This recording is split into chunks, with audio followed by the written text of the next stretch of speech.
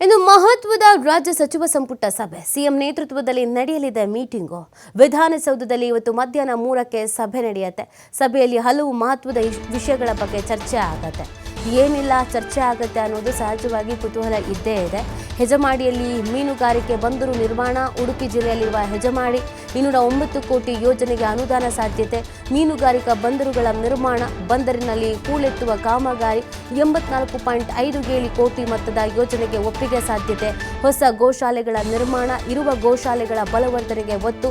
10.50 ಕೋಟಿ ಅನುದಾನ ಬಿಡುಗಡೆ ಸಾಧ್ಯತೆ. ಮೇಲ್ಮನೆಗೆ 1 ಸ್ಥಾನಕ್ಕೆ ನಾಮನಿರ್ದೇಶನ ಮಾಡುವ ಬಗ್ಗೆ ಮಹತ್ವದ ಚರ್ಚೆ. ವಿಶ್ವೇಶ್ವರಯ್ಯ ತಾಂತ್ರಿಕ ವಿವಿಗಳ ಕಟ್ಟಡ ನಿರ್ಮಾಣ. 149 ಕೋಟಿ ವೆಚ್ಚದ ಕಾಮಗಾರಿಗೆ ಒಪ್ಪಿಗೆ ಸಾಧ್ಯತೆ. ಚಿಕ್ಕಬಳ್ಳಾಪುರದ ಚಿಂತಾಮಣಿಯಲ್ಲಿರುವಂತಹ ವಿವಿ ಸಣ್ಣ ನೀರಾವರಿ ನಿಯಮಗಳಿಗೆ ತಿದ್ದುಪಡಿ ಸಾಧ್ಯತೆ. ವೈಟ್ ಟ್ಯಾಪಿಂಗ್ ಕಾಮಗಾರಿ ಹಿಂಪಡೆಯುವ ಸಾಧ್ಯತೆ.